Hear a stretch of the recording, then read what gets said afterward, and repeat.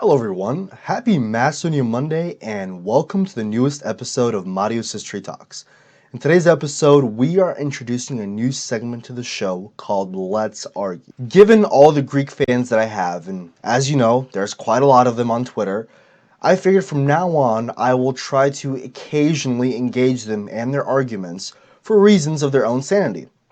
And one of the most canned and regurgitated replies I have ever gotten is that before 1944, not only were we not Macedonians, but we had no recognition, no awareness of ancient Macedonian history as a part of our history. Now, while I can give some credit to the Greek internet warriors, after all, sitting behind numerous fake accounts and sitting behind a computer screen all day isn't really my cup of tea, this argument is still nonetheless absurd and devoid of any fact. Here's why. While names can change, while languages can change, oral tradition remains largely intact. And when studied properly, it can give priceless, valuable clues about the origins of a people and their identity. For example, Native Americans who crossed over to North America some 12,000 years ago still have songs about this in their oral tradition, still a very important part of their culture. Whereas the modern-day Macedonians, very carelessly labeled as a result of a Slavic migration to the Balkans, don't have one song in any of their folklore about any supposed move from behind the Carpathian Mountains in the Middle Ages. But here's what we do have, as noted by several foreign travelers in Macedonia in the late 1800s. Russian intellectual Viktor Grigorivitch, traveling in Macedonia in 1840, stated that the memory of the famous past of the Macedonians was still alive and well in the people. He stated the most common names he came across were Alexander and Marko, obviously a reference to King Marko, a medieval king of Macedonia. In fact, arguably the first recorded Macedonian folk song was recorded by Grigorivitch, and it was about King Philip II of Macedonia, the father of Alexander the Great. The Bosnian Stefan Verkovich, while traveling in Macedonia in the late 1860s, also left something to be desired in his records. Not only did he hear songs about Alexander the Great, but entire ballads dedicated to ancient mythological figures, such as Orpheus, the mythical singer. So now that I've gained your interest, curious to hear some of these songs and recollections of our famous past? Well, I've collected 5 such instances, and I'm going to share them with you. And I promise you, the last one you're going to hear will absolutely astound you. So let's get started. While under Ottoman slavery, Macedonians would often look back to their past for sources of not only inspiration, but courage to keep on fighting. While traveling through Aegean Macedonia in the late 1990s, Macedonian folklorist Dimitar Pop Dimitrov recorded the following song, as sung to him by an 84-year-old Macedonian villager. Stand up, O Alexander of Macedon, to see how your sons are fighting for Macedonia. The lesson is as clear as day. While fighting for their liberty, Macedonians looked back to their famous ancestor, whom they considered their own, for a source of national pride to keep on fighting. And if you're going through folklore, you'll undoubtedly come across the brothers Miladinov writing in the mid to late 1800s. While our modern-day Bulgarian friends like to claim them as Bulgars, when they first requested their anthology of some 500 songs be published, their request was immediately denied, in part by the Bulgarian government. See for yourself why. Tsar Alexander wanted to go fetch immortal water. This song not only doesn't mention Alexander the Great, but also his half-sister, who, according to legend, became a mermaid after Alexander the Great's death. You might know her as Thessalonike, or in Macedonian, Solunka, the inspiration behind the Macedonian city Solun. Now, of course, some of you naysayers will say, but everybody knows about Alexander the Great, whether poor or rich, everybody knows about him. Point well taken. But what if I told you Macedonians in the late 1800s also sung songs about very obscure ancient Macedonians? Well, writing about his childhood in the late 1800s, Macedonian activist Isaija Mazhovski recorded the following instance. A Jewish traveling door-to-door salesman was invited to dinner at the house of his two uncles.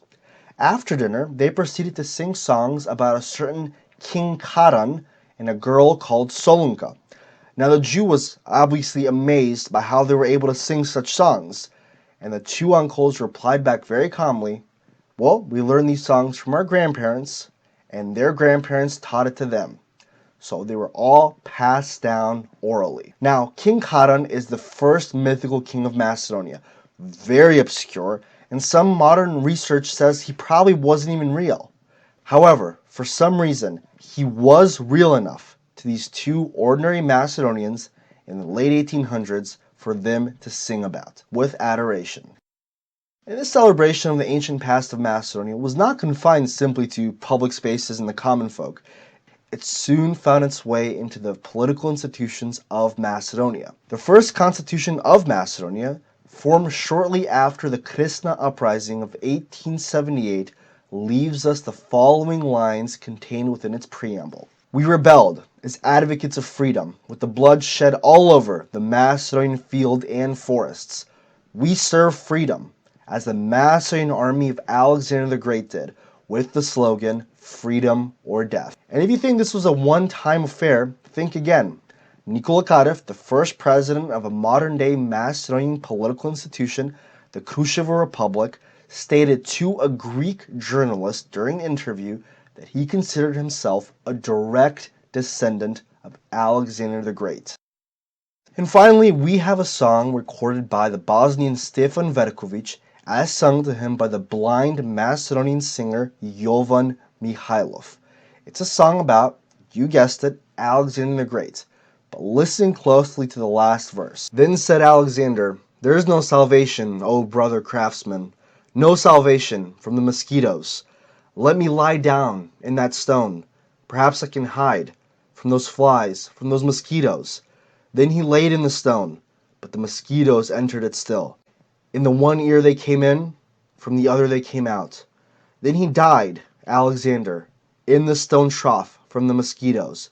His kingdom had collapsed." Now what's amazing about this song is twofold.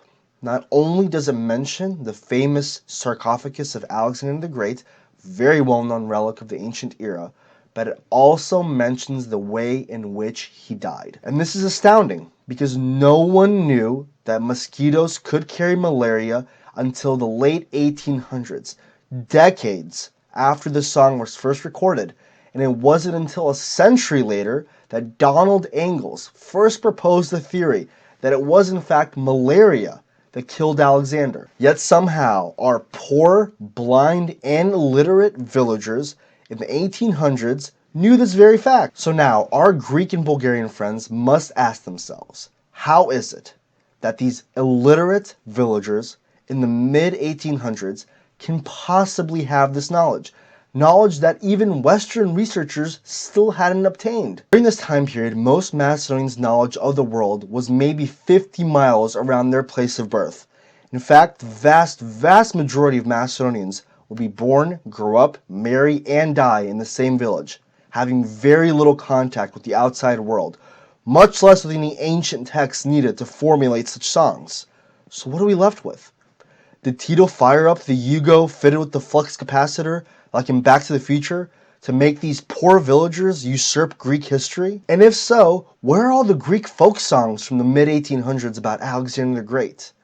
Oh wait, during this time period, they rightfully considered Alexander and the Macedonians an enemy of the Greek people, along with the Romans and the Ottoman Empire. So next time archaeologists are going to the far-reaching mountains of Pakistan to look for the lost remnants of ancient Macedonians, you must ask yourself, why are we so easily glossed over when our culture has such a treasure trove about our ancient past? And unfortunately, you know the answer, I know the answer, and everybody knows the answer. It's because we are supposedly Slavs who first migrated to the Balkans in the Middle Ages. But that is a topic for another episode, and we will dismantle that premise very thoroughly. But in the meantime, thank you again, as always, for tuning in to Marius History Talks. Stay safe and keep fighting for our Macedonia.